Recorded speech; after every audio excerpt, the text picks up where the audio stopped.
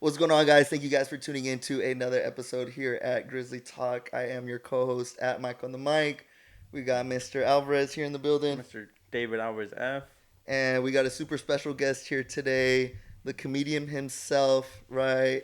Actor, voice actor, golfer, Michael Robles. Man, how you doing? Good. Good, Yeah, man. yeah. Thanks for having me on this. No, thanks for coming on, man. I know we've known each other for some time, bro, but Yeah. never got to have like an actual sit down. I mean, we've Yeah. talked to each other probably for a good while at some like family parties, but Yeah. yeah, but I'm excited to ask you some more questions. But can you introduce yourself to the pod, man? Let everybody Sure. know who you are, what you do. Which camera is it? Which This one's one. aimed at my crotch and which one's aimed at my face? Yeah, that's the main camera. That one's just solely for you, right there. All right. Yeah.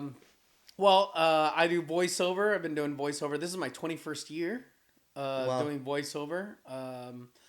And I'm a Screen Actors Guild actor. So I've been in the union for a long time. And I just started doing comedy this year for the first time 10 months ago.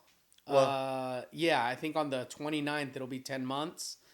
And I'm headlining DeChico's. This is probably going to air after that. But Yeah. yeah, DeChico's on the 19th of March. And so is that Sweet, a good man. intro? Yeah, no, All right. definitely. Yeah, there we go. So kind of getting like to the beginning of it because I mean, you're just starting comedy now, but like from what I remember, you've always kind of been like building these characters. I remember there was one of our coworkers that you're like asking Lonzo some stuff about to like you're like I'm kind of building characters. What exactly is that for? Or, like what were you doing there Well, for like skits or I've been studying improv at the Groundlings for 12 years. I started in 2013. And in the Groundlings, you go through a program, you go through basic, and then in intermediate, they have this thing called 5 through the door, where you have to create characters. And like, let's say a character is, your first one is out of a magazine cover that you wouldn't typically read, right? So I wouldn't typically read like home design or architecture or flower gardening. That's a character that I wouldn't personally play. I would play like an athlete or a golfer or an actor, a mechanic. And so you have to come up with different characters. You get a friends and family character. You get a friends or family character. You get a magazine character. You get a teacher character that you'll develop, an old teacher that you have, just do an impersonation of them. And then the last one is like a wild card. You could decide whatever you want. And you have to do this thing called 5 through the door. So you have to write for these 5 characters. You have to do a monologue, which is 60 seconds long, 60 to 90 seconds. And then you'll get assigned a clerk. So let's say you're the clerk. And David, where does he work? Make it up. Where does he work? Oh, McDonald's. McDonald's. So I'm going to walk into a McDonald's in 5 different characters. And they have to be completely different and they don't want to see me. So I'll come in as my first character. One of them is Nacho. So Nacho is very effeminate, right? And he has a taco truck, ¿verdad? Y entra y me gustaría un café, por favor, y un apple pie, ¿verdad? And then you will interact with me for 60 seconds. And then once that is done, then I'll go out and I'll come back in as my second character. And so those characters, basically, I'm just compiling a list of people that I've seen in the past or interacted with, and then I become that. So it's just an impersonation of whatever for the Groundlings. oh, gotcha. Yeah. Was that a long explanation? No, that was Right. perfect. I think Okay. at least I didn't know anything about that, so that's pretty cool how that works. So each time that you come back in, you're just like a different thing, and is this for like auditioning or is this I guess, or yeah. it's just a class you said? It's a class, but I guess the way the Groundlings fosters a lot of SNL people. So Christian Wiig has been on there, Will Ferrell, Conan O'Brien, Jimmy Fallon. I mean, there's tons, dude. Their list of people, they've been operating since the 70s. And so that is kind of like the breeding ground. It's the Groundlings, right? They bring them up from the ground, but it's the Groundlings for SNL characters and movies and whatever. Yeah. So you take those characters, like the Target lady you would see on the Groundlings, their Target lady, which is Christian Wiig. I don't know if you guys are familiar. Okay, well, she's a years I just ago. know probably- Flo. Yeah, Flo. Oh, great. Stephanie Courtney is from the Groundlings. Oh wow. Yeah, I see her there all the time. It's weird to not see her in the white. The progressive. The progressive thing. It's interesting, like seeing an actress paying her meter.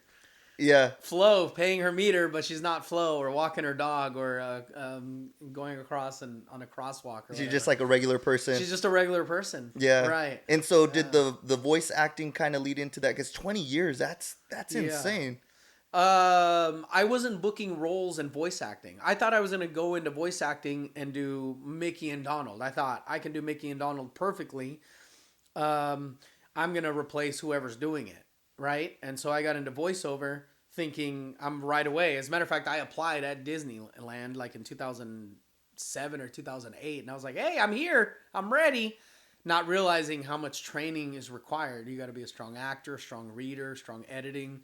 You got to be a professional. I wasn't those things at the time. And so, yeah. And your question was, okay. So how did it all start? Or like, what made you want to get into voice acting? Or like, did you do it before, like growing up? Let me answer this first. Okay. So I'll go back. And so the reason I went to the Groundlings, I started the Groundlings in 2013. So I was already doing voiceover for 8 years, not booking regularly, booking enough to make a living because I don't have kids and I'm not married, but not booking the major roles. And I remember I auditioned for a few and they're like, sorry. As a matter of fact, they would even contact me and they would say, you're exactly what we want. We want Hispanic, speaks a little bit of Spanish, English, energetic, and young. You're exactly what we want.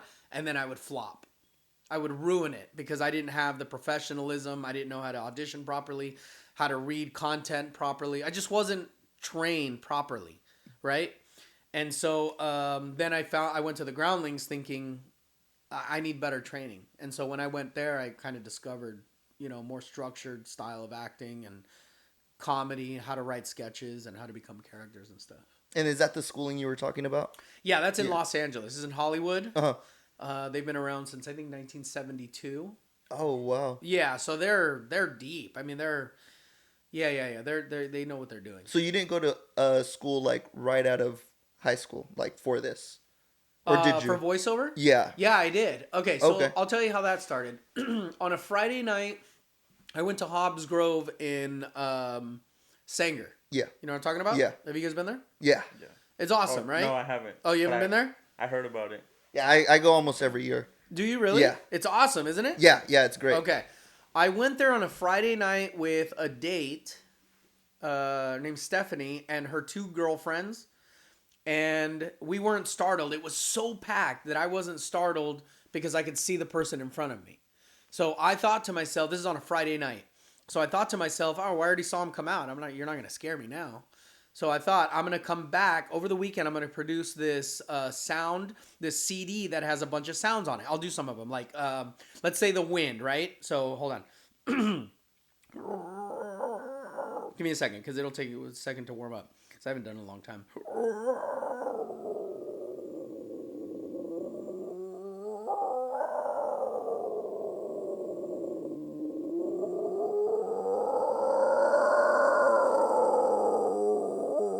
Right? It's just the sound, right? So that would be the sound, that would be the background. And then there would be like, welcome to the whatever. And there was like a bunch of voices plus kids screaming or whatever.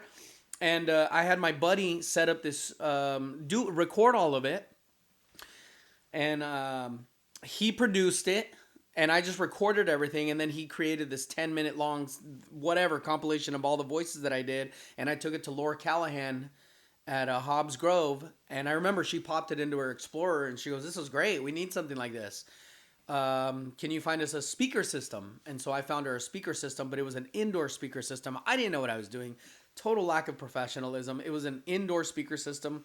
For an outdoor thing. Outdoor setup. You know those big black bocinas now that they have? You put them on top like these? Yeah. I didn't have that. As a matter of fact, I don't even think that really... I don't know. But I brought her an indoor system for an outdoor setup. And of course it's not going to work. And she never called me back, probably because of that. Because she was like, this guy just stiffed me on the deal. Even though I gave her a hell of a deal, I remember. But... so then that worked really well. She paid me for it. And then I went online. This is 2003 of October. So I went online. This is when the internet was just starting, dude. Back in 03? Yeah, Yeah. you probably weren't even born yet, right? No, I was. I'm Yeah, not that how old young. were you? I was 3 or 2? 7. Oh, shit. Right. 95? Or I was 6. No, I was born in 97. 97. 97. Okay. So okay. yeah, I was like 6. Yeah, what about you, David? I was born in '98, so 98. So you guys I are was, close. 5? Yeah. Okay, so this is 2003. You were 5, you were 6. The internet was just beginning to launch. Like Mac computers were just beginning to be released. And I kind of went in like you guys. I was like, I found this school online called Voice Tracks in Sausalito, San Francisco. And then immediately I bought all this equipment because I remember calling my buddy, and I didn't pay him because I'm an idiot. It's my bad, as a matter of fact, that I didn't pay him for producing the CD. I remember I took him to lunch, but I didn't know how to do business the right way. I was just like, I'll take you to lunch. Let's talk about it. You produce this thing for me. And he also never asked because he was so young at the business also. He had a recording studio for rap. They were recording rap or whatever, music. And so, I went and purchased all my own equipment. I bought a Bluebird microphone, a computer. I had savings of like $4,000. I put it all into that. And then I found the school to go to in Sausalito, San Francisco, and I started driving over there every week. Oh shoot. How old are you? I was 23. But what, like, 24. were you just doing like impressionations of like friends and Theos before? Like, how did you start the voice acting? Like, how did you know how to make those like wind sounds and? Oh, that was just like, as a kid, everybody does that, right? No. Yeah. No. Yeah, everybody Well, you does that. impersonate, but I've never done like the voices and stuff like that. Really? Yeah. Yeah. You know what? A few years ago, my buddy Luis, from elementary school at Jefferson Elementary, he found me online. He saw a video, another podcast that I did long time ago. And he goes, "Hey, Miguel, ¿eres tú ese güey?" And I go, "Wow, dude, I haven't talked to you in so long." And he goes, "I remember, bro, you used to do Donald Duck in 3rd grade and 4th grade. And you said, I'm going to be the voice of it one day." And he remembered that, bro. And he contacted me 25 years later or whatever. I hadn't talked to him in years. His name is Piggy. I remember. And he told me, yeah, I remember you told me you used to do those Donald Duck voices in 3rd grade, 4th grade. Yeah. Crazy. And so I think, you grow up just doing like, right? Everybody does that, right? Not Let's to hear a that gun. great, not that good, but David, yeah. do a gun. Do a yeah, that's Pew good. pew. Yeah, I know. I would always I'd play with Mark and Andy, my best friends. They were like, pew, pew, pew. And then I came out. And I think I killed you guys, bitches. Yeah. Oh, can we curse on here? Yeah, that's Oh, fine. okay. Yeah. They came out with the little fucking water gun, and you came out with a machine gun. Yeah, they came out, and I remember that. I remember that being distinct and thinking, that's weird that they. And I go, well, why don't you just do RoboCop? Because you remember RoboCop from the 80s? No. What? Well, I know Get the I've never fuck out, I've never Mike. watched it. I never watched Oh, okay. it, but Well, that was his gun. He would go, drop it. Even that, like drop it. My brother and I used to do that, and he would go. I remember he was at the firing range, and there was a scene where everybody was all, pow, pow, pow, and then RoboCop took his out and go, just this rapid fire, and I could copy that. that's just Yeah. talent. Yeah. Right. Yeah. It's a weird mimicking. You're just mimicking, and my dad does that. My dad mimics a lot of shit. Or he'll mimic people that he hears, and he'll do an impersonation of him. And then Alonso does it too. Yeah, of Alonso course. does it too, yeah. Alonso's my brother, by the way, and Mike works with Alonso at AAA Yeah. Insurance. So there's just some context for who Alonso is. He's my younger brother. He's a cool dude. Yeah, Very super cool dude. charismatic. Yeah. So Yeah. Yeah, So so that was you it. you grow up doing all that sort of stuff, and then Yeah. you're like, hey, I want to go do this, and so you pursue the school. How does that go in San Francisco? You were talking. Sorry. No, you're good, man. So I got the equipment and I signed up for an online auditioning thing. I went full bore, dog. Kind of like it seems like you are and you guys. I mean, I don't know you, David, Luis. I don't know you guys yet, but you, when I met you, you were just like, bow, full bore, metal, pedal to the metal. When I first met you, I remember we immediately started talking business at dinner. Yeah. And I'm like that also. Alonso's like that too. Is like you just give us an idea and then we just run. I throw the money into it and we'll figure it out as we go. Yeah. Right? Yeah, honestly, I've always been scared to do that, but doing this taught me like that's the only way to do it. You're just gonna Right. figure it out along the way. That's how we did this. Mikey Yeah. didn't want to do it. He wanted to do like 10 different practices and then go for it. And then he's like, "No, we're ready for guests. We're ready. I'm gonna Yeah, get it just again." And I'm do like, it. "Wait, bro, wait," Right. because I was nervous. Like once that camera started rolling, Right. I was like, I was like, Yeah. so like, Yeah. how'd you go to school? Yeah. I'm like, shake yeah, it up.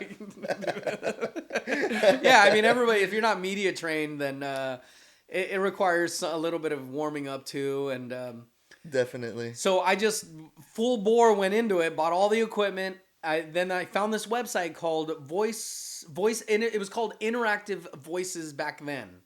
And I think I paid $99 or $199 as a membership for a year, and then they would send you auditions, and I just auditioned for them. And I remember having like one of those Japanese style folding partitions that was made of wood, and I just put a blanket over it. I covered it like in a little triangle, and then I put the microphone inside of there, and I would just audition inside of there. Yeah. And of course it was shit. I didn't know what I was doing.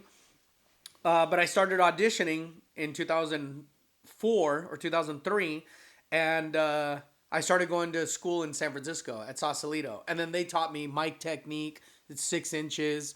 If you're going to scream to it, go across. Slating your name at the top, Michael Robles. Slating in character. How to read copy. How auditions function. How to get paid. Creating characters. But it was very rudimentary. It wasn't like I mean, they did a great job, and the lady who runs it is named Samantha Paris. She still runs it to this day, as a matter of fact, although I don't think she's there as much because somebody else took over. But I just started going to classes there every week, and I would drive there. I remember I was working with my parents at the Muebleria, and I would just drive there and take classes and then come back 1 o'clock, 2 o'clock in the morning, not knowing what was going to happen. I just knew, I had faith that something was going to happen. And just kept auditioning. So Wow. yeah. Wow. What would you say was like kind of your first break, or like you're like, wow, I can make a career out of it? Because you said you were working at it for 8 years and you were not landing consistently, but like you were still able to have a full-time income. Check this out, dude. My dad's very creative, right? He came up with this idea because we had the Muebleria, and he came up with this great idea of creating this skit between a padre and a guy who goes into confession and confesses that he didn't buy from the right Muebleria. So it's like there's like a partition and he's inside. It was a radio commercial. So he goes, "Ay, padre, quiero confesar que no fui a la Muebleria Plaza." And then I was the kid who was confessing that I sinned. And then the padre on the other side, this is in Spanish, and he goes, "Ay, bueno, mijo. No te preocupes, si vas a Mueblería Plaza, ellos te van a dar 50% de descuento," or whatever. And we made this skit, bro, which is just genius because my dad is not in marketing. He's not in any of that, but just this great idea that he had. And we made it this CD. And I remember Armando, the guy who edited everything together, he goes, "That's a really good idea." And it played on TV and people would tell him about it. And so that was kind of like the first inkling. I think I got $50 for that from my dad. And then my first one, Los Tres something. It was a group. There was a group of 3, and they had me record 3 spots, $50 each. And that was in 2005 or 2006. And then I did a few more spots for my parents' business. Didn't get paid, but I remember hearing them online and getting a taste of what that was like. Because when you hear yourself in the radio or TV, you're like, "Oh, that's cool." That's pretty cool, yeah. And then I didn't do anything. I moved out of my house, out of a roommate's house, and I moved into the Tower District and didn't do anything for a year. I remember 2006 to 2007, didn't do anything. And then I got back into it, and I booked a job for Go-Go Lingo. It was a character he was like an announcer. He was very much like Robin Williams was in Aladdin. Do you remember how he became different characters and he would become like the announcer? What does he got? Chuck Lorre or whatever. And then he would have like a spinning wheel. And that's what I became. I became like this different character, but I was also Go-Go Lingo. And I think I only charged like $25 an hour, which is ridiculous. And I didn't even charge anyway. And the lady who hired me for that ended up selling it to Rosetta Stone, and she got out of the business, but just the idea by itself. And so that was like the big break was Go-Go Lingo was the first big job that I got. Yeah. Yeah. Yeah. And are you like still developing like along this entire time? Yeah. I mean, you never stop growing as an actor and as a performer. And yeah, so I've developed a bunch, and now I've become the voice of a bunch of different things. I'm doing the California Lottery. I saw that. Yeah. Yes, I sent you videos to Yeah. see. Yeah, so throw those in because that would be cool, right? So California Lottery, I'm the voice of Ringling, Barnum, and Bailey Circus. Eco ATM. Oh, I just got on Friday. Oh man, I'm just gonna say it. I just did Dave and Buster's in Spanish national, so that'll play everywhere, all over the country. Wow. Yeah. That's a big deal. I was the voice of Denny's for a year during COVID. I was the voice of Sonic for a year during COVID. I've done a ton, dude. That's a ton. wild. Yeah, Yeah. it's gone. And it's you do gone those really well. parrot sounds. How do you do that sound? Oh yeah, that one's cool, man. Yeah. My sister used to have macaws. She had 2 macaws. They were really big, and I remember my sister would yell at the kids, and she would go, "Stupid bitch, stupid bitch," or whatever, and then the macaw would go, "Ah, stupid bitch, stupid bitch." And so I just remembered that, and I go, I'm gonna archive that. And then I just started practicing it, and now I've booked a bunch of stuff as a parent. Well, I saw you did like the wine, The Franzia. I saw the State Farm. State Like your Farm as competitor? well. Yeah, Were you I mad? know, right? Were you mad when We're you saw gonna that? cut that. Yeah. I was Yeah. like, wow. And then, but I remember like a few years back when I talked to you, you did like toys as well, Yeah, like yeah. voices for toys. What are some that you have done? I've done. I know you did the bird one, but Yeah, the Rockatoo bird. It's this really cool bird. It's big. It's probably about a foot tall, and he dances.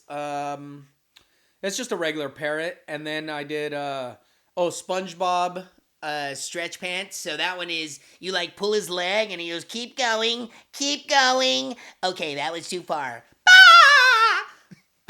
So like you pull his leg, and then there's another one called Squeeze Me Toy, SpongeBob Squeeze Me Toy. You squeeze it, and then he farts or whatever.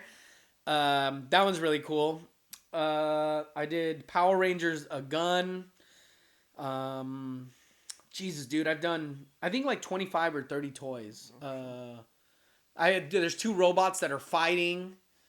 I just did Power Rangers earlier this year. And I did the Flash before he got in trouble. Ezra Miller ended up getting in trouble right after I did it. So I think they pulled it from shelves. man. But Ezra Miller is the voice of the Flash.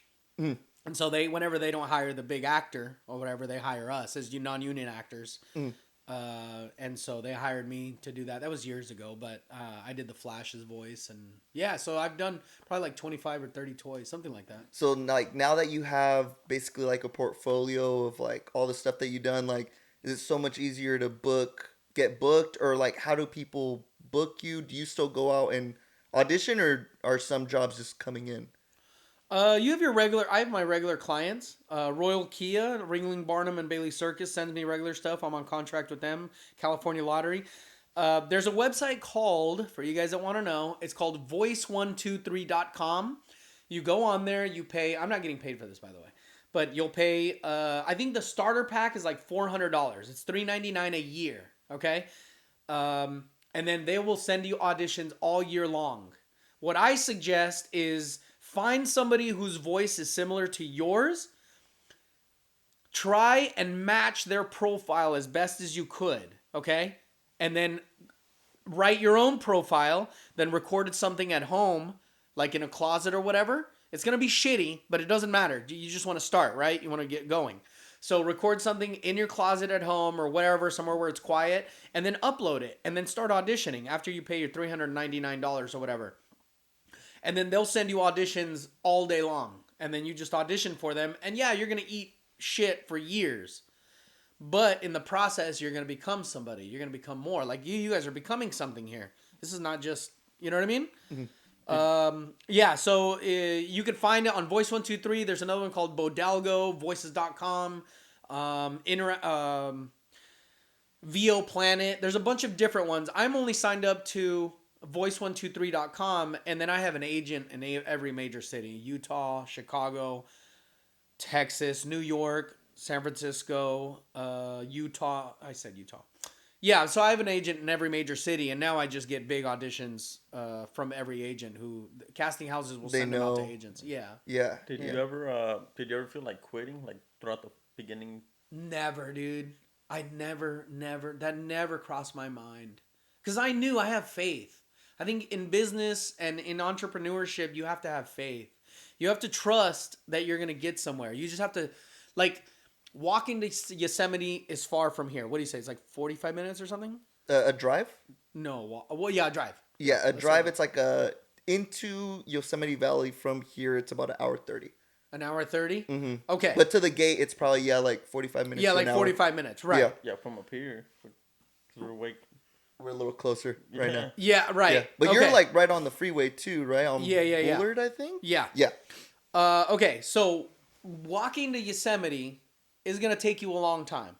But if you keep putting one foot in front of the other, I can assure you, you're going to get there. You know what I mean? Mm-hmm. You're going to run into some shit. It's going to be cold. It's going to be whatever. It's going to rain. You're going to run into walls and maybe people who will interrupt you and you'll have to go around stuff. But if you just keep going in that direction, you're going to hit it. You're going to eventually get there. And that's kind of how I always looked at voiceover and comedy and podcasting. Just keep doing it. Eventually, you're going to hit something. Somebody's going to find out. Somebody's going to like what you do. And they're going to be like, wow, we like this guy. Be consistent and just have faith. And keep trying and keep doing shit, and you'll see. It's gonna work out. It's going to. Yeah. Yeah. Well, it sounds like you said, your friend from in the 3rd grade was like, you told him, I'm gonna be that Right. voice one day. So it's like you Right. always had that vision. It sounds like. Yeah, I mean, I think it comes from my dad. My dad's like very positive. He's like doesn't think I'm gonna quit or I'm not gonna do this. He just is the way my dad thinks is we're gonna do this and who gives a shit. Let's see what happens. And something comes of it. You'll learn something in the process and you might fail a little bit, but that's part of it. And yeah, so Yeah. I never thought of quitting. Just never crossed my mind. I just thought, sometimes I'll get irritated and I'm like, I'm not going to do this for a little bit, but then I miss it. Mm-hmm. Yeah. I'll tell you what. Why did you stop that 1 year from 2007 or from 2006 to 2007? I was butthurt, bro, over relationships. Like I didn't know where I was going relationship wise. Like I had gained a ton of weight. I had a girlfriend who really messed me up in the head. She was really freaky. I'll tell you guys this. Okay. So you were you kind of like thinking you might start leaning the other way, or? Yeah, right. Like, yeah, this isn't working out. I was like a cock. Nice one, fucker. No, I tell you what, I had this girlfriend, right? This crazy broad. She was really freaky, bro. She loved to get dressed up in like a trench coat, have nothing underneath, and she was smoking hot, dog. Right? She's really petite, high-pitched voice, just beautiful. And she used to wear a trench coat with nothing underneath. She used to like to sneak into my window, which is even fucking hotter. And she liked to do these little role play games. But I knew she liked to tie me up. I knew I had to break up with her because she would tie me up to the bed, leave me there, and then go out and fuck my friends. And so, yeah, so that's what it's like. Okay. But yeah, that was like the thing. And I was just messed up in the head from that. Mm-hmm. And I had to figure out who I was and where I was going. I was very bitter. And so for a year, I gained a lot of weight. And for a year, I was trying to figure out who I was. And then when I pulled my head out of my ass, I lost a ton of weight, got back to my regular weight or whatever. And then I just started hitting it. And sure enough, as soon as I started hitting the mic again and recording, and the opportunities just started coming in like crazy. Yeah. Do you think that fueled you? Like, because I feel like sometimes I feel like guys, like, it just takes like one like heartbreak or one traumatic experience to like light a fire like under you, and like, yeah, you almost become something in spite of someone, right, rather than because of someone in spite of them. Right. Yeah. Yeah, you kind of think like, watch, bitch, I'll show you. Yeah. Or watch, Yeah. asshole, I'll show you. Yeah. You know, Yeah. and that's the best success. The best success, or the best revenge is success. Mm-hmm. When somebody's like, oh, you fucking asshole, you did it. Yeah. Yeah. You're Yeah. like, okay, yeah, you're gonna see that you messed up on that one. Yeah. Yeah. Even though you shouldn't think that way. Mhm. We shouldn't think that way. Do it for you. Do it because you love it. Do it because, and don't do it for money. Do it because you want to do it. Mm-hmm. And because it's going to you're going to bring value to the marketplace, or you're going to become more in the process of doing whatever you're doing. Mhm. You know what I mean? Yeah. And it took me a while to learn that. Yeah. Yeah. Yeah. And so it seems like voiceover has been your main thing, but I know you've also done some other things. Like I know you have a golf channel on YouTube, right? Yeah, I did. I mean, I do. It's called I Love Golf. ILUV Golf. And it's got like 2,000 videos on it. It's got 2,000 videos on it. What I started doing was I was recording. This is during that time when vlogs were really popular. Remember, like Casey Neistat was doing them. Do you know Casey? No, but I know it was like a huge like Yeah. vlog era. Yeah, there was a massive gold rush for vlogs. I got in really early, luckily, and I just started recording what I was doing. Auditions, going to the golf course, voiceover. And I was just showing what I was doing every day, and I would add music and drone shit and blah, blah, blah. And it grew fairly quickly. And then what I figured out was, well, if somebody's not going to book me on my own, this is great, by the way, for you guys, and even for you guys, if you decide. This is a great idea. I was just thinking out of the box. But what I did was, if somebody's not going to book me, I'm not going to wait for them to book me. I know how to read and I know how to edit. So what I started doing was I would read a news story. Like today, Michael Jordan, allegedly, I don't know this yet, I haven't read the story, but I saw the headline, says he got kicked out of a golf course and he's banned for life from said golf course. I don't know which one it is. For something. I don't know. It's probably for some dumb thing like not having his shirt tucked in. He's a billionaire. Let the guy fucking swing his nuts around if he wants. You know what I mean? Who gives a shit? But I get it. Golf courses, whatever, are the way they are. So I would read the news story. Then I would add pictures to it from the internet. I would just screen capture pictures, upload it to YouTube. Immediately, bro, it like lit up. Like I got one video went viral. It went like within 4 hours, it got 150,000 views. And now it's like at 1 million, I think. And so then I started copying that Style. I just started reading stuff online and I would upload it. And then I would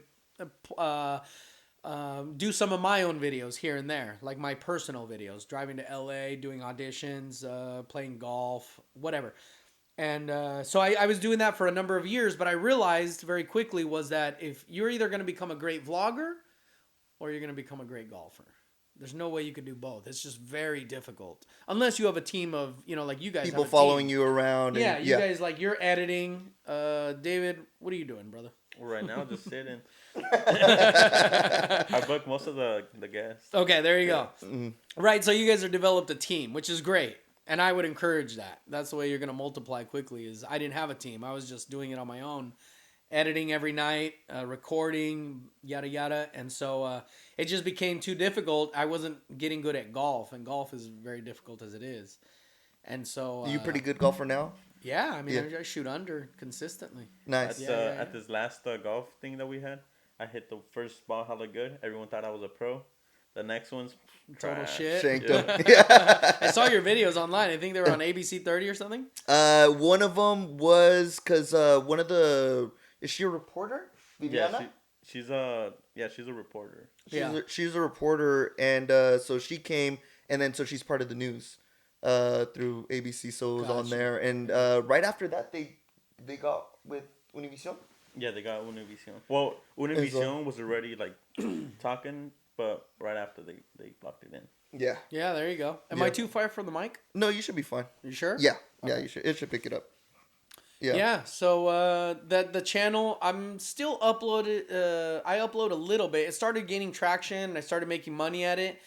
But I noticed that you have to be really consistent at it. Mm-hmm. And if you're not, then don't expect to make money. And one thing I think that hurt me was that I'm not interested in professional golf. People are not interested in me. So I'm going to make videos about something I'm not interested in. And it started bothering me that I don't care about what Rory does. Or I think it's admirable what they do, but I just don't care. I don't watch professional golf. I like to play it.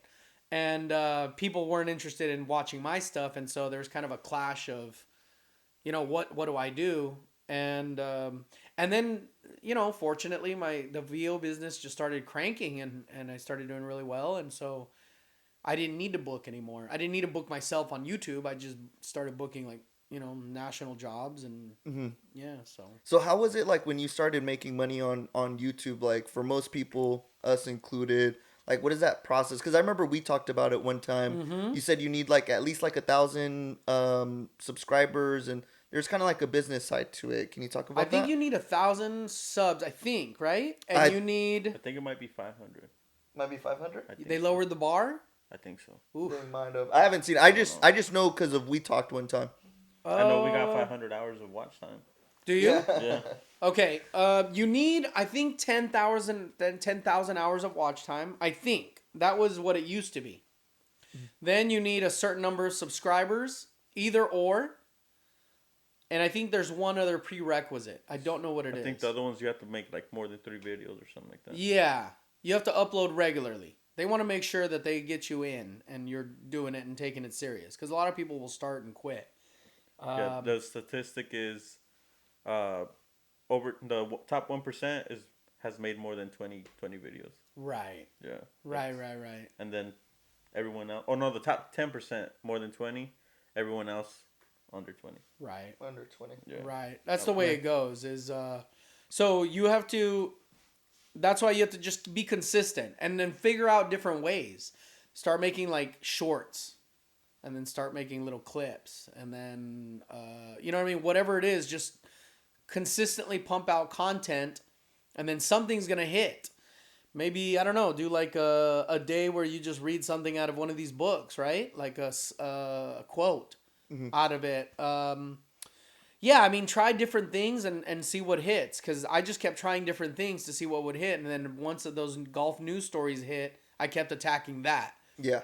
And then that worked really well. And then some of my own private videos started gaining traction because of that. Because other viewers started watching that. They start watching everything else as well. But see, that works out perfectly for you because here you are a voice actor. Now you're just like doing a voiceover on the stories and stuff like that, and just putting, because I do see people post that if something goes viral, people search it up and see who's talked about it on YouTube and all that sort of stuff. Right, yeah. People want to know about it, and if you have a weird take on it, that's really interesting, or if you have an interesting voice on it. So that's what I would do. I would like wait for a headline, and then immediately I run into my booth, record it, quickly slap it together, and upload it, and just sit on it and see what happens, and and the more videos you have that are 10,000 or more, you're making a little bit of money each month on each one. I think I'm still getting like $100. I haven't produced a video in 6 months or something.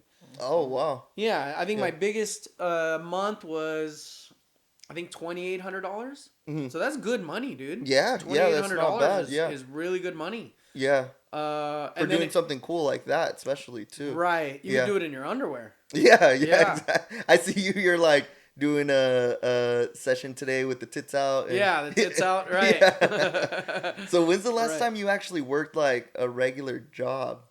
Jesus. Well, I was an interpreter for the city of Fresno, and I would go to the courts, and I would interpret for them, and then I would go to the hospitals, and that was, the last time was in 2012. Oh, man. Yeah, and I remember, and even then I was kind of like, I would quickly slap on a suit. I remember taking it serious for about 3 years, and I would come in shaven and hair done up in a suit. I looked professional, and I remember the last few times I just didn't shave. I just didn't care at all because the voiceover was starting to pop. Yeah. So it wasn't like kind of like a leap of faith for you to like quit your job or quit that? Yeah, I mean, even that, I didn't have a job. It was like they would hire me. I was an independent contractor. Oh, okay. They would call me and they would go, hey, we want to give you an appointment at Heritage. We're going to give you an appointment at Aetna or the county of Fresno. And the reason why I was doing it, I always did it with intention, knowing that I was going to do Spanish voiceovers later. I knew what I was doing. So I would interpret so I could learn quickly how to speak Spanish again, right? And I could talk as fast as you can. I could interpret as fast as you could talk. I got really good at it because I did it for 3 years. And so I did it intentionally so that I could learn better Spanish. And I was reading books. And I remember I started studying for the court system because you have to have a license to interpret for the court system. Got to know you got to be able to translate The those. legalese. Yeah. Right. The terminology. And I remember studying for it. And I was going to take it online. But then voiceovers just started exploding. And so 2012 was the last time I did. And then I worked for Teaching Fellows also. That was probably my last job. I would go to these after-school programs. And I would just babysit kids, basically. Like third graders, fourth graders, fifth graders. I just sat there and I did acting games with them after school. And that was to pay for Fresno State. So that was 2010, 2011. But by then I was already, doing okay. And I was maybe making like $600 to $800 a month in voiceover. And then by 2012, I was already making... I'm gonna switch it up a little bit. Do you have any like because you said you wanted to do the Spanish like voiceovers? Do you have anyone you looked up to or? You mean like an actor or? Yeah. Gil Garcia Padron. When I was a kid, you guys don't know who he is. No. Okay, Gil Garcia is a local broadcaster here. He had a bunch of commercials. You should look him up because it's really interesting. This is all he did. He would just do small business commercials. And he was very charismatic. He looked really good. He was always in a suit, a black suit with a tie. And he would just do their commercials. And I remember being a kid and I saw him and I go, I want to do that. Like that's all he did. He was just always really well dressed. And he would just do commercials for businesses, local businesses. But nobody famous. I never thought of anybody. What's that guy's name? Fucking from La Familia Peluche. What's his name? Derbez? Yeah. Have you ever looked into his story? No, I haven't. I know who you're talking about, but I've never looked into it. Yeah, because he talks. At least there's a podcast out that he has out, and he talks about like kind of the same thing that you're talking about. How voice acting is like a business. Like you got to look at yourself as a business. Yeah. You need to learn how to market yourself, brand yourself. Right. He talks about the struggle. Like you're gonna take so much failure and just keep going, going. Kind of how you're talking about it. You just got to keep on going. Yeah, keep going. That's all it is. Yeah. What's probably like one of your favorite ones that you've done? Voiceover wise?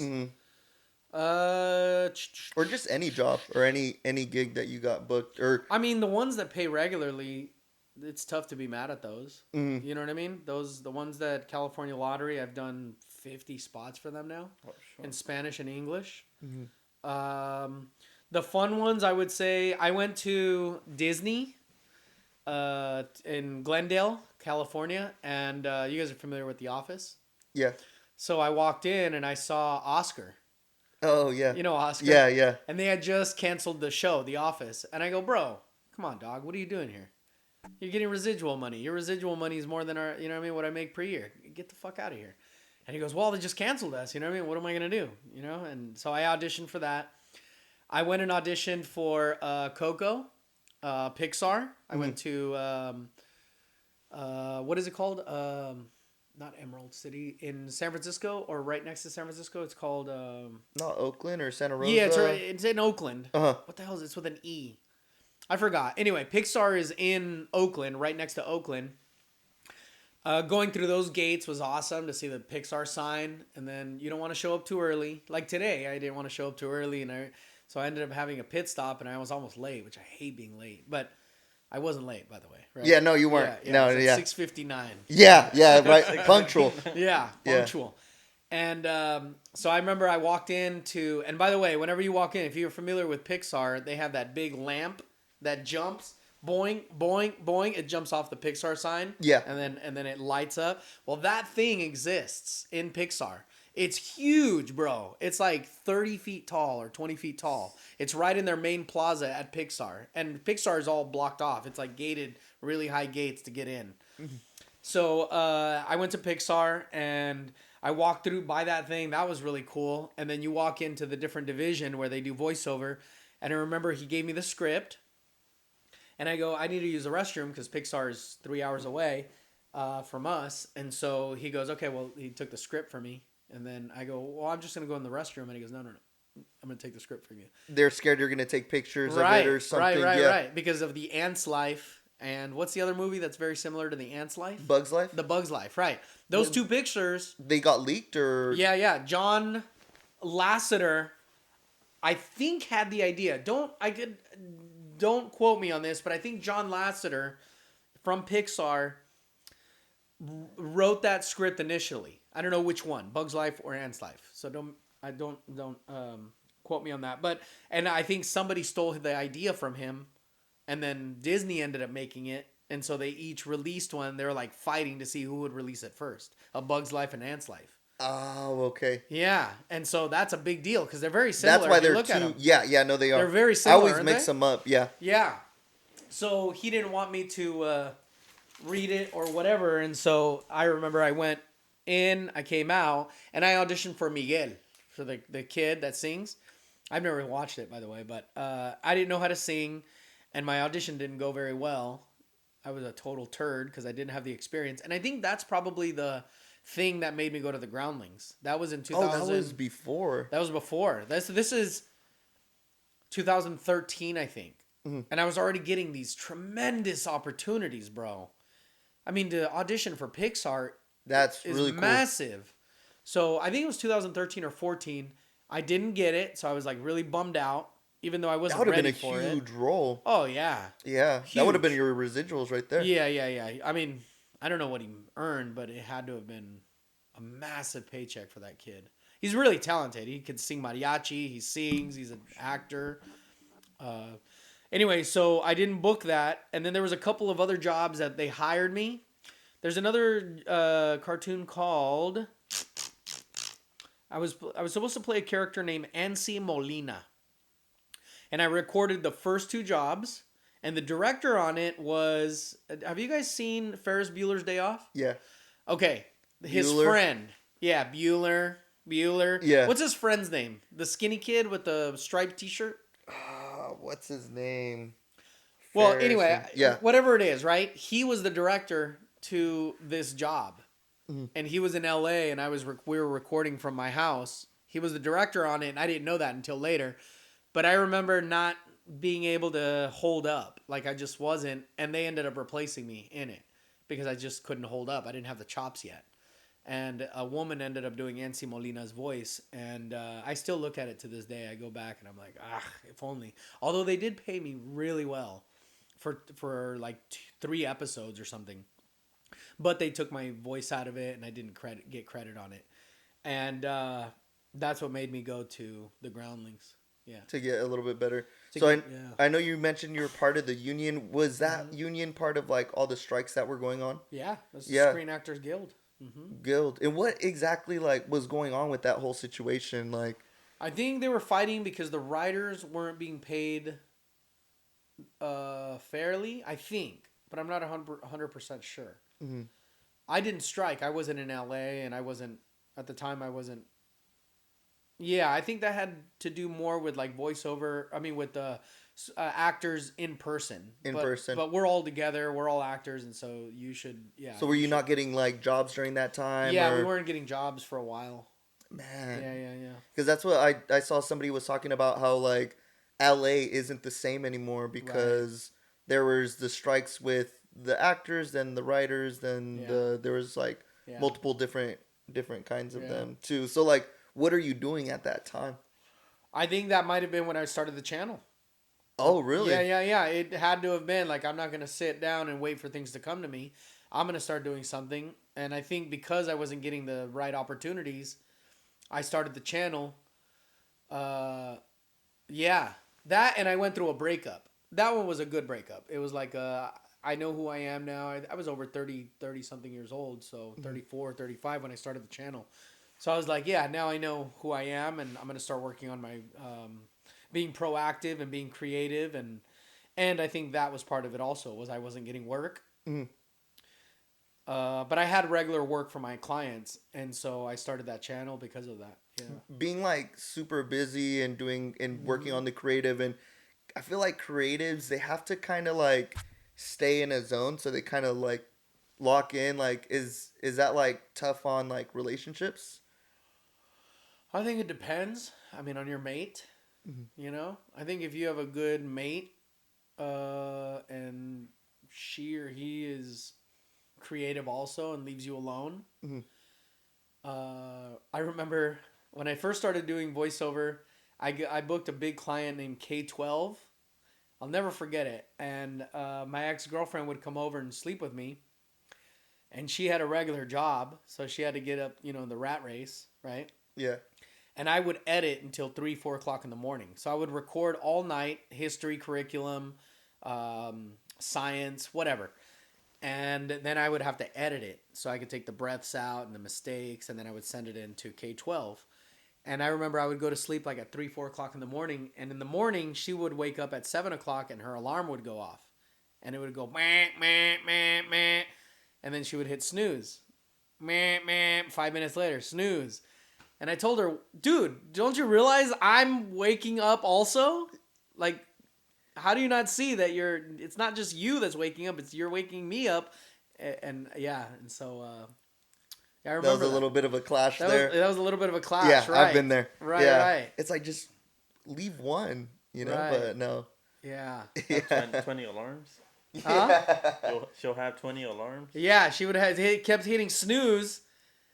Like, how do you not realize that I'm right next to you and it's happening to me too? Whatever's happening to you is happening to me. And yeah, and I remember I scolded her over that, and so Yeah. Just different things, definitely on like different time schedules as well. it's tough, man. If you're in a relationship and your partner doesn't jive with what you want, and you really want whatever it is that you want, and you have strong faith, you gotta lose them. I mean, you gotta figure out, unless you're running out of time, you gotta have a baby, or you really think that this person is the one.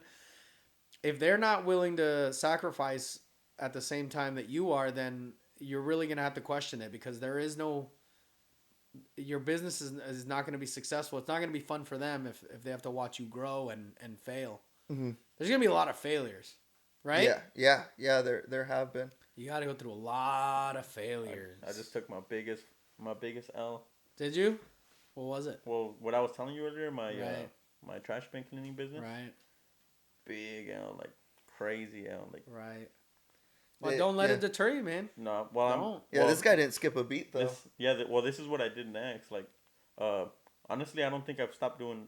Well, I stopped doing trash bin cleaning, but I just kept going. Like, now I'm doing this, and then I'm gonna start building another business. Right. And then marketing. Like, we're Right. doing a bunch of stuff. Yeah, I mean, get a truck and a power washer and start up again, and fuck it. It's part of the business. And as a matter of fact, you'll learn more from that. Listen, from editing, you're the editor. I learned editing the hard way, and every editor will tell you this. You're gonna go through a package. In news, I used to work for Univision. You create these things called packages. They're a minute 45 long. A minute. They're always under 2 minutes. And you do this package, and they're usually in like 2-part series of, like, let's say a guy went to Brazil, and this reporter went to Brazil, and he wants to show the whatever. And so you'll create this package with different shots and sound on tape and interviews and then B-roll and whatever. And I remember doing this 10-minute long video, and my computer crashed. And I lost all of it, bro. And it took 6 hours. But that's the best thing that could happen to you, because you have to do it all over again. And you'll do it faster because you already know exactly where your shots were. You'll know everything. Plus what you learned in the process, the failure. And that's the best learning lesson. Has it happened to you yet? No. Okay, it's kind of... But I have had mistakes that have cost me like at least 2 hours. And it's Right. like, God damn it. Yeah. Yeah. Or my computer, it can't handle what I'm trying to do. Right. And then it's just something that's supposed to take an hour and a half. Right. Now it's taking me 4 or 5 hours. Right. And that's just. Yeah. Some days are very good. Some days are just that. Yeah. Just fucking fighting a computer. Yeah, it's gonna happen. It happens. Every editor I've talked to says that it's happened to them, where they're creating something and then it crashes and they lose all of it, and then they have to start over again. And you'll see when you're done with it, you're like, okay, that was a good lesson. And it usually only happens one time for whatever, because you learn what not to do next time. because we caused it, and it's usually because your editing file is off screen, and so when it's off screen, your computer's like, dude, what do you want me to do? It's off screen. It's not in the. You know what I mean? Yeah. So. In fact, I'm thinking of going to a secondary screen. Yeah. But you should. What I'm doing, I want to just view it there. Yeah. That way I can just focus the full. You'll see my setup. Yeah. After this. Yeah. It's pretty cool. I have like it's like I don't even know how many inches, but it's like this big of a monitor, and it's like just long. That's like me in the morning. Yeah. A little bit longer. Keep going. Yes, covered a lot of good stuff. Yeah. So here, I'll go in. So Go into the comedy. Yeah. So going into the comedy, like, you guys have always been like, I feel like you guys are all like comedy. I remember when I met Lonzo, I would hear him on the phone all the time, and he's like, yeah. So Do his sí, voice. soy Do his de. voice. I can't. There's no way. All right. I can't even get it. But I would hear him on the phone, and he'd be like, sí, no, yo soy Alonso, el de la mueblería, or he said, Plaza, que más aplauda, Yeah. and he would say that, and I'd be like, the heck? And then I followed him on Facebook, and then I start seeing the commercials and the ads, and he's like, this, and like, it seems like you guys are super animated, and then he has tons of jokes. He'll come to my desk, and then he'll just tell me a joke, and then now I even incorporate that into some of the vlogs too. Right. Yeah. Right. Yeah. But like, what was the journey getting into comedy like? All right. So, my dad was a landscaper, right? And so that is hideous work. It's terrible. And just through that process, you're going to develop character. Because mowing lawns at 7 o'clock in the morning, not getting paid for it. It's cold as hell. People are making fun of you. I got called Gardener Boy a lot. We had this client named Mr. Rock, and they were all really big. The entire family was really big. And he used to have an Easy Rider magazine in the garage, and I remember I used to take him home. I would take one issue every time we did his house. On Saturdays, we did his house. And I would open them when I got home. I read them, I looked at them for the girls, of course. They're girls in bikinis on motorcycles, right? And but inside of them, there was always jokes. And I remember taking the jokes out. I was probably like 10 years old or 11 years old. And I remember reading the jokes. And I really liked those a lot.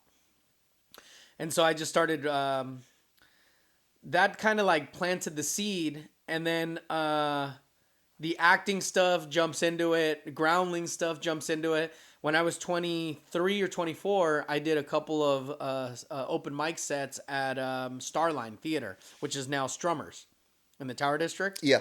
And so I went up on Monday nights and I would do my jokes, but I would do like character voices. Like I did Shaggy and Scooby and Mickey and Donald. And I didn't have structured jokes.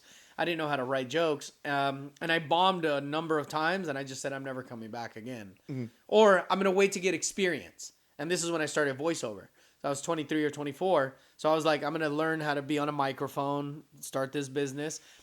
And I always remember George Lopez started at a certain age, quit for like 20 years, and then came back. Wait, how old were you when you started doing comedy?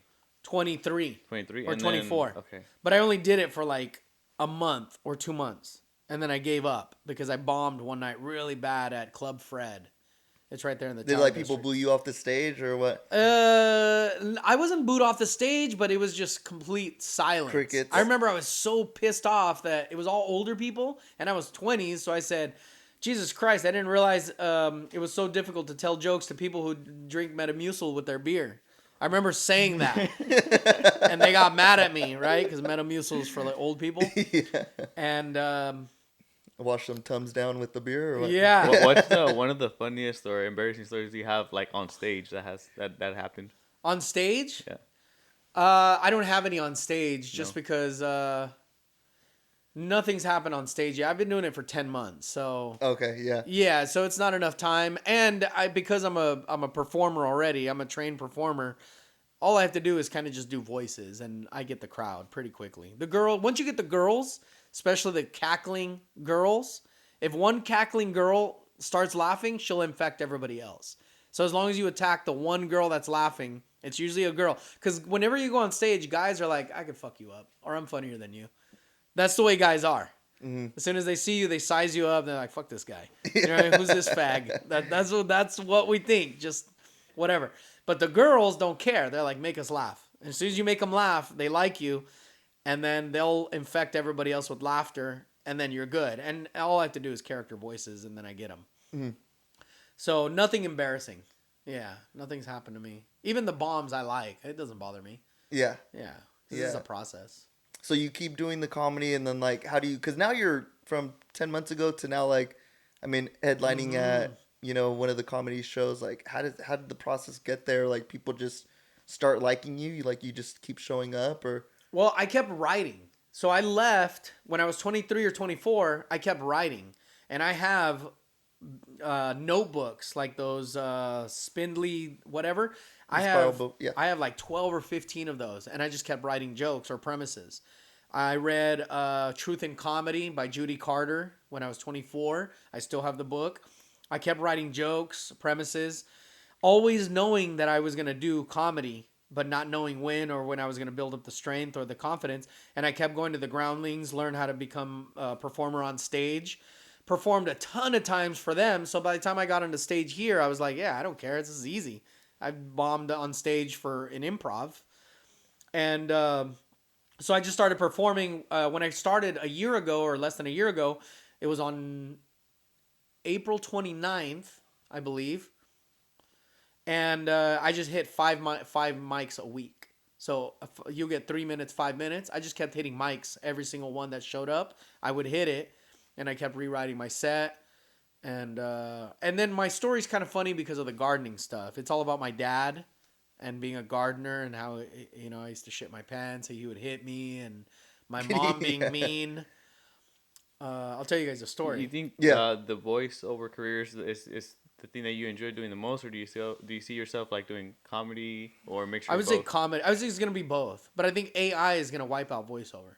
Yeah, I could already see it. Yeah, I'm already getting like notices. We're not going to use your voice for AI. In fact, it's funny that you talk about AI because yesterday I went to a deep rabbit hole into AI, and it's just where we're at now with it. I mean, I could just start up this conversation like light this thing on fire, but I'll just cut it short. But AI is getting so advanced that within like I think the next 5-10 years, we're gonna hit that final stage of where AI is going to become so advanced that it's going to start advancing itself, and once that takes off, it's going to be like a huge hockey stick up. Yeah. So like, I think in the next like 40 years, 2028 to 2030, we might get replaced by robots completely. Easily. Yeah, for sure. Maybe Guaranteed it's going to happen. Maybe even less, because once you get those like, I use ChatGPT daily. Like me too. I'm like hooked because it's like I don't gotta think anymore. Not even for my own job. Like I just do everything through there. And it tells me exactly. Oh, even at your job, you do. Even for technical work, right? And it's already telling me like some of the steps, and for even editing. If I don't know anything, I go in super detailed on what I need, and it boom right there. Yeah. And it knows how to reason. Like that's the biggest thing. Like it knows how to take information and not only take full context from all the information it has, but it's able to think already on its own. Yeah. And that's what's scary. Like once we get past like the 5-year mark, is the technology is gonna skyrocket even like crazy. Like, crazy. 100%. Yeah, no, for sure. I believe it. Yeah. I mean, even like they said, by 2030, they're already gonna be able to 3D print most organs in the body. Right. Which is just. I think it'll be they're gonna be able to they're gonna dabble into it, but I would say by 2030, you're gonna see a massive shift in the marketplace by 2033, 2035. So if you're not already doing something like creating content, leveling up your skill set and dancing, singing, special skills, it's going to be rough for a lot of people. 2033, 2035, it's going to be rough. Yeah. Man, that's crazy. Huh? They're making cleaning robots. Yeah, they are. I mean, look at the Roomba. The Roomba's been around for 10 years. The sweeper? Yeah. Yeah. Check this out. This is crazy. I was going to school in the Groundlings. And at night, they have these bird scooters, lift scooters. You just get on them and you can go wherever, right? And they used to be lined up on the streets, 30 deep. And somebody would knock them over like dominoes. And I would get out of school at 10:30 at night, and I would walk to my car. And I remember seeing guys pick up these scooters and slam them into the back of their trucks. Oh, the birds or The birds, right? The bird scooters. And I used to think to myself, that's asset. That's an asset. If I was the president of the company, I wouldn't want you doing that. That tells me that if you care so little about the product, that means that that product is not the final destination. This is just a training course for something. Well, sure enough, COVID happened, right? COVID happened, and then as soon as 2023 happened, now you're starting to see the delivery robots on the streets. Well, what they did is they took the algorithm from the scooters because people were delivering food during COVID. People were riding. This is exactly where people ride. They sketched out the diagram of where people go. They took that information, the coding information, took the algorithms out of it and put it into now these delivery robots that are delivering people. The robots already know where to go because the people went there previously. so it's like a data company. Yeah. They have a super advanced information. Even with security cameras, there's some that they track, like they find drug dealers in certain spots by just placing the camera on top of a neighborhood, and they'll track all the traffic. And so if a house gets a lot of traffic, they go check it out, and more Right. times than not, they'll get Right. someone. Man, Look at that's wild. Uber, all these Uber cars, these Uber drivers are basically just sketching out what the driverless cars are going to be doing. Yeah. So all the Uber guys are just like, yeah, I'm going to drop you off here. They've already gone to every post. Bro, they call it I know this is getting like we're gonna go down this rabbit rabbit hole, hole. but they call it the mark of the beast, bro. Once Right. the next stage is here, it's gonna get too crazy. Because like if you think about it, like we're already up to the stage where we're getting to that. You know, Tony Stark.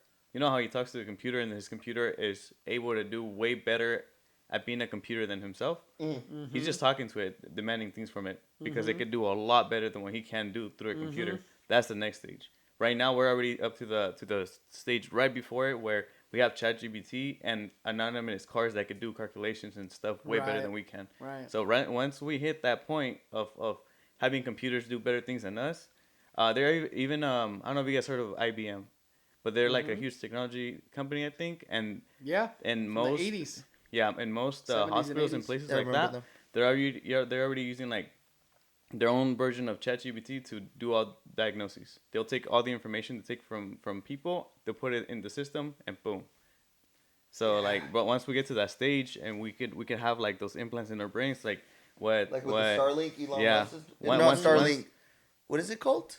Neuralink. Neuralink. Neuralink. Yeah. Once you do that, you have infinite knowledge, and who knows where that's gonna go within like the first 2 to 3 years after that, like Yeah. because it is gonna advance like a rocket. It's gonna technology is like this, and then Right. once we hit that point, it's gonna go straight up. So you said that like you think it's already starting to come into the voiceover. Yeah. Yeah, and I'm you already got seeing it. notices or Yeah, well, in every audition now, it'll say this is protected by AI.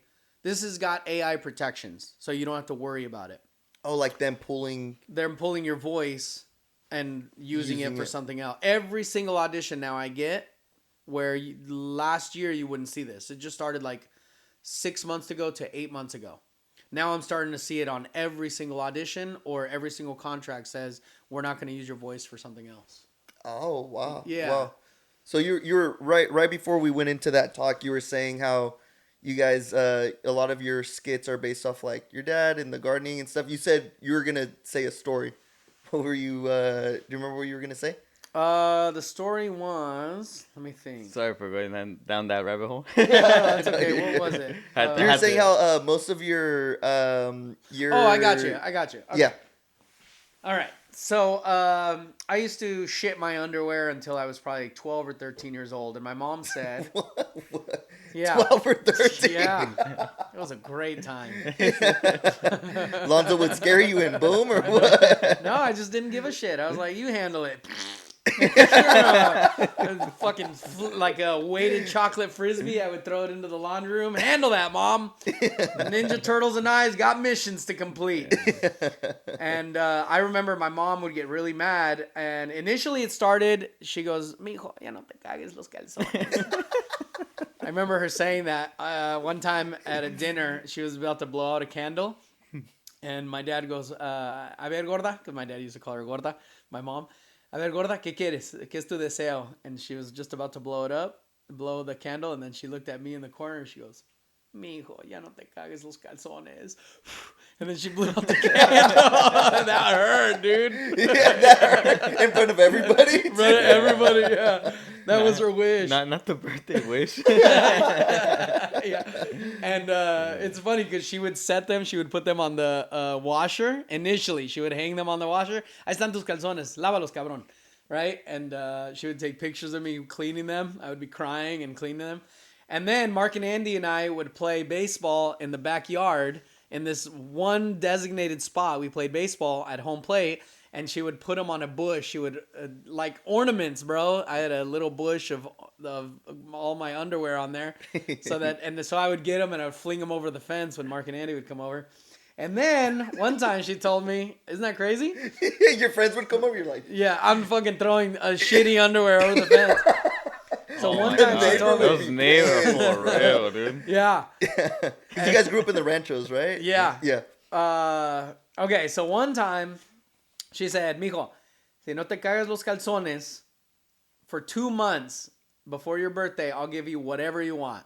So it was like a test to see if I could hold out, right? So for 2 months. So I didn't. For 2 months, I didn't. Starting in, let's say, August or whatever. My birthday's in October, late October. So I didn't ship my underwear for 2 months, which means that I was doing it to be an asshole. Yeah. Basically. Yeah. Because I held out. And I asked her, I want a bike. So sure enough, on the day that it was my birthday, there was a big box in the living room, and I was like, that's my bike. What happened on the first day of the third month? What do you mean? Oh, wait, hold on. Let me get to that. Yeah, let me get to that. Right, so I saw my bike, right? It was all wrapped up nicely. So I ripped the paper off of it, and there was a box inside of that, and I took it out, and I go, oh, yeah, this is a good bike. I ripped the paper off of that. There was a box inside of that, and I took that out. And then there was I ripped that open. I took a box out of that. The boxes were getting smaller. And I was like, what the hell, man? This is going to be the smallest bike ever. Took that one out. There's a smaller box. And it got down to like a candle-sized box. There's probably 6 boxes. And they were all wrapped up really nicely. And then I opened that one up and took it out. It was a pair of my shitty underwear. My mom did that, bro. Yeah. So That's freaking that was hilarious. a great joke, right? Yeah. I didn't like it. I remember I cried, but yeah, I don't know how to end that because that's such a funny story that my mom did that, but I don't know how to. It doesn't have that big pop, you know? Nothing. So then the next day I shit my pants again. Or... Yeah. Well, the way to think about it was I remember singing the song Feliz Navi Mierda. Feliz Navi Mierda. Whatever. And so after I open it, my mom sings Feliz Navi Mierda. Prospero año. What do you have any top favorite comedians? I like Louis C.K. I think is brilliant. His writing style is just great. I really like Greg Giraldo. He died in 2010. He was great. He was really smart. I like George Carlin. Current ones. You a fan of like Chappelle? I'm not a fan of Chappelle. I don't listen to it. His early stuff I really liked. The last stuff I haven't listened to it, so I don't know. It's a little different. It is. Yeah. Then his early stuff was brilliant. Hilarious. Yeah. Right. The stuff, in the early 2000s. Those By the skits. way, the skit from Cletus, his grandpa that was blind Yeah. and thought he was white. Yeah. I just saw a video the other day where what's his name? The Boondocks, isn't it? No, I thought you were who's gonna- the Richard? Who's the The white guy, the one that did like the voice or he was like the reporter or something, or no? Yeah. No, I'm talking about Cletus is his grandpa. Yeah. Right. But in the 70s, what the fudge is his name? That skit already existed in a movie. I didn't realize that. Oh, no That way. Dave Chappelle, I thought that was Dave Chappelle's idea, and I guess it could be. I'm not saying it wasn't his idea, but that premise already existed. I'm trying to think the comedian who was really popular in the 70s. He was a black dude. He was always coked out. And Like he has a character like that. What's it, Tyrone? Bigsby? Yeah, Yeah. yeah. Chappelle, yeah. He had that premise, and I remember sending it to a comedy buddy. I go, bro, this skit isn't Dave Chappelle's idea. Like that already existed. And anyway, I'm not saying That was a wild like. that was a great premise. Yeah, That was a. like mind blowing. Have you seen that one? Yeah, he's a black Fucking white hella supremacist. funny. Right, the black white supremacist. Yeah. But that premise already existed, and I'm forgetting the guy's name, but yeah. Anyway. Yeah, man. I want to get like some more stories out of you because like I talk to Yeah. Lonzo all the time. Yeah. He tells me some freaking hilarious stuff. But one of the things I don't know if you can maybe talk about is he says like back in the day like I don't know if he mentioned you specifically, but they like you guys would go out right to like a club or something. It was back in like the breakdancing days, and he said like everybody had like their signature move. And he said he would do like the donkey or like the donkey kicks or something like that. No, like were you ever part of that scene or no? I don't think so. I don't No? remember. You didn't have a special move? No, I didn't have a special. I wasn't much of a dancer. No. No. No. Alonso was though. He was? Yeah. He was really good at that. Till this day. Yeah, Yeah. he Yeah. was. Can you give me your top 5 sounds that you like making or voices? Just the quick little skit. I would say the top one. I like the parrot a lot. Okay. So that one's right. Let me see. I really like Mickey. Why? Hello, everybody. Oh my goodness. Donald Duck. Hey guys. Yeah, Peter Griffin here. And then I really like this one a lot. You guys probably don't remember this, but I enjoy it a lot. Is well, let's see. Do you guys know what voice this is or where it comes from?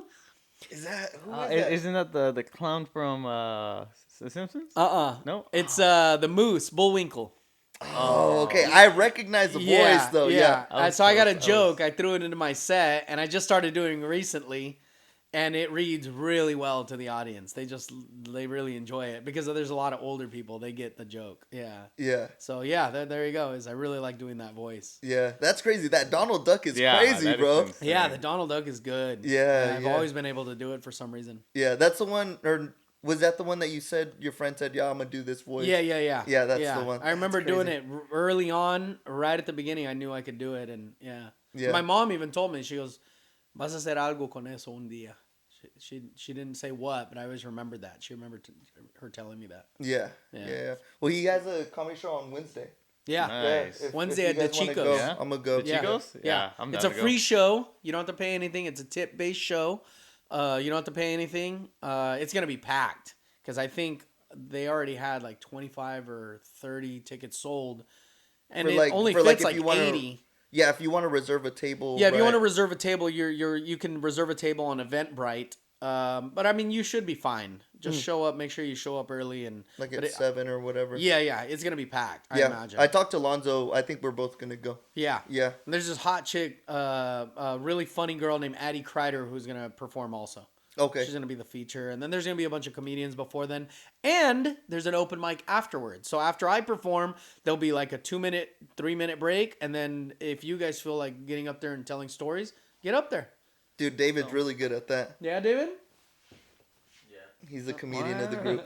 There you go. We're gonna start I'm really stand-up glad comedy? you say, George Lopez is one of your idols. No, his team leadership was brilliant, dude. His early stuff was whoo. I don't like him. No, well, because you're old enough to remember the George Lopez show. But if you listen to Team Leader, bro, that shit will make you cry. It's so funny.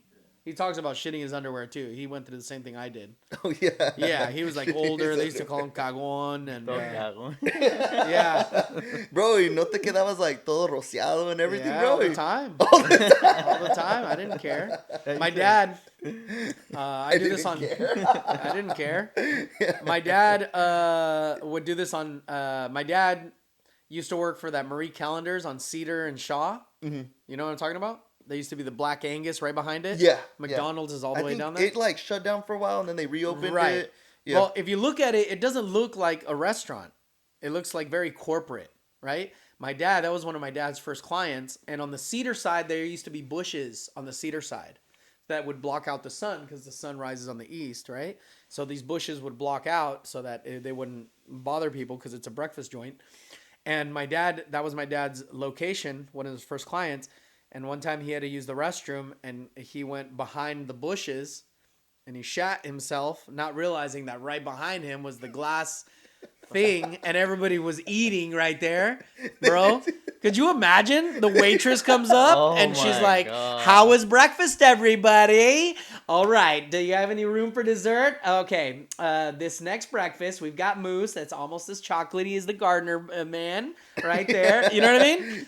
And they're probably like eating like this Yeah, guy they're just all- shitting his taking a He's shit. shitting right in front of them. I would want a refund, dude. Get Yeah. this guy. Huh? Did he get fired? Yeah, he got fired. Yeah, of course. Yeah. I imagine that conversation to your mom, you know.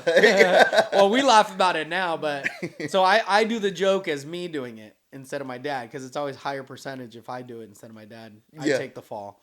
So, but once again, it's a joke that I don't know how to end yet because it doesn't have a massive pop. It's just a really funny story. Yeah. So, Yeah, no, yeah. that's funny. Man, and you got anything else? Just quickly. So as a professional voiceover guy, what other jobs do you have? Like, do you have to edit your own sound? Do you have to? Yeah. What other responsibilities? Are Yeah, there? that's a good question. So the way it works is we'll receive auditions all week long from agents. Okay, I get in the voiceover industry. I just made a Instagram about this. You have to audition 10 times minimum in order to be successful. So at the end of the week, you should have 50. At the end of the second week, 50, 50, 50. You should have 200 to 300 auditions per month. You're only going to book 6% of your auditions if you're solid. I think I book maybe 6 to 7%. I've been in the business for 20 years. I book 35 to 50 jobs a month. So I do really well. But just starting out, you have to get in as many auditions as you could. The way it works is I'll go home right now. I probably have 8 auditions to look at. I will batch read them. So I'll just go through on my iPad. I'll tell you another funny story in just a second. But I will batch read them. So I'll go through CU West Loan, Bank of America, whatever, Applebee's. I'll record them in one long audio file, right? Then that'll take probably about 30 minutes. And then I'll go out of my booth and I'll just sit there and edit. And that will take another hour and a half, maybe. And then I'll send them out to each agent that sent them to me. And so, yeah, I still edit all of my auditions. But for the most part, you don't have to edit. Whenever you book something, they'll record on their side this technology called Source Connect. It connects directly to your studio, to my microphone, and through my interface. And the audio goes to them, and then they get it on their side, and then they just edit it on their side. And they just direct you on your side. They want you to focus on acting. I'll tell you a funny thing. I just booked Dick's Sporting Goods last December. Big job. Huge job, right? Because Dick's Sporting, to be the face of Dick's Sporting of the Voice. So on my iPad, I had porn, right? And my iPad, I put it into the booth. And sometimes what I'll do is whenever I lay to bed at night, I have a tripod like this, and it hangs over on my bed, right? And then I put it on there. I'll click it on, and then I'll just lay there and... or whatever. I read, I'll do audiobooks or whatever. You know what I mean? I watch YouTube videos, whatever. But I had porn on there, and I took the iPad because I knew I had the booking, and I put it into my booth. And then I connected, they sent me a Zoom link, and I had my laptop, and I opened it up inside of the booth. And 3 women came on to the Zoom session, and they go, okay, well, we sent you the scripts. Michael, are you ready to go? And I was like, yeah, I'm ready to go. And the iPad, laptop was right here. My booth is right here. And my iPad. And so I launched my iPad, and sure enough, what comes up? Big, black, and veiny. Right? And all you hear is... and I go, and I just froze, bro. I held my 2 hands like a stupid ass like this. So in between my hands, clearly the 3 women could see fucking black and veiny and hear the slapping. And I just froze for about 20 seconds. I didn't know what to do. And then I clicked another tab, and it was,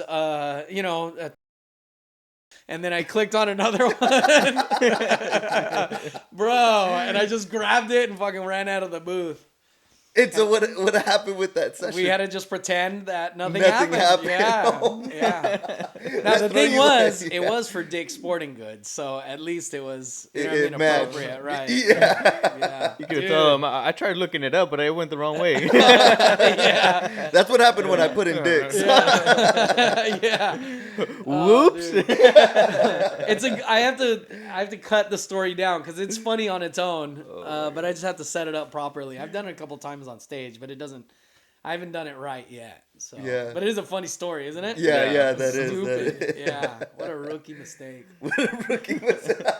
Yeah. I just can't imagine they're like, all right, but you're not like a little shooken up from that, like, Fuck, because you dude. hear it, you could hear like when you're shaken up, like you could hear it in your voice, Yeah. right? Or at least normally, like most people. Yeah. But yeah, Yeah, I was very uncomfortable, and I thought they didn't say anything. I didn't say anything.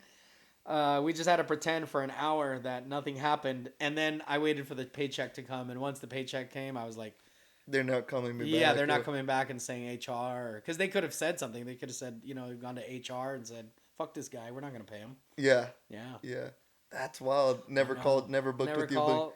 They haven't booked with me yet, but we did have a really good session though. Okay. Yeah. So maybe they'll come back. Maybe, Yeah, hopefully. yeah, and I've seen you done like video games and Yeah. all that sort of stuff as Yeah, well. I did a World of Warcraft. There's a really cool video on my website. That's a great one. I was on We Bear Bears. I have a movie or a series coming out, 24 episodes called Holt. It's running in Ireland. It's a new cartoon. I'm the main character on that one. Yeah, man, but I've had a lot of bad situations also. You audition for something. I drove to LA for a game, a series called Chico Bom Bom, I think. And I was the number one guy that they were going to hire. And I drove all the way over there. They wanted to see me in person. And I wasn't prepared. So I showed up. I didn't read the sides, the script. And she could tell that I didn't read it. And she goes, "Didn't you get the script?" And I go, "Yeah, I saw it. But I thought it was just the old script that you had already sent in the audition." She goes, "Okay." So I went home. 3 days later, "Hey, come back. They want to see you again." Drove all the way to LA again. Read again. They tested it, I guess. They put it in front of focus groups. Went all the way home. They want to see you one last time. So they weren't convinced. Then I drive all the way back again. And sure enough, I didn't book it. Man, And this guy who keeps booking stuff, he and I are always fighting for the same stuff. and so that's just a loss It's a loss. because your time, Yeah. your gas, and all that. And more stuff. importantly, it hurts here, because I auditioned for it and I thought it was perfect for me, dude. And I killed the audition. My first audition. In person, it wasn't so good, but the first audition, I was on fire that day. I was on the right blend of coffee and I was just in a great mood. And yeah.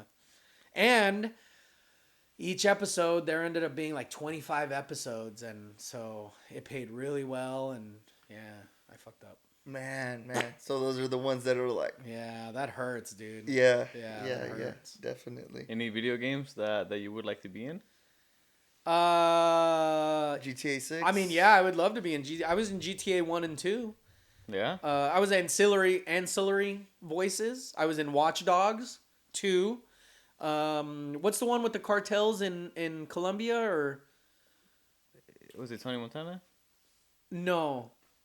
It's a video game, Scarface? Wasn't that one? They're the video games. It's like the Narcos or. I was like I was the cartel, Mhm. and I was screaming, "Oh yeah, cállate puto," or whatever, shooting guns and whatever. Was it Call of Duty again? What is it? Oh, it was Call of like Duty? Call of Duty, but it was a big one, dude. It's a really big one. I don't know. I'm trying to think. It's in Colombia. It was set in Colombia or Brazil. And I played 4 characters on that one. I was a doctor. I was drug dealers. I was whatever. That's really cool. Yeah. I have I forgot their names, but I have a lot of like voice people that I really like from the God of War series. Like, Oh, that's a great series. Dude, those fucking guys are Dude. incredible. Like I watch so Yeah. much of behind the scenes. Like Right. Like I watch everything that I could possibly watch on it. Who's the main? Is it Troy Vincent or who is it? Who's the main voice? There's 2. There's for Kratos. There's from the first series, and then there's for the second one. What's his name? I forgot, but it's Okay. a tall white. Yeah, he's it's a big tall white dude. I remember. No, it's a tall black dude. I forgot his name, but I think one of them. His name is Troy. He's really good. I forgot his name though. It's cool when you see a really No, I gotta- high performing hold on. voice actor Mhm.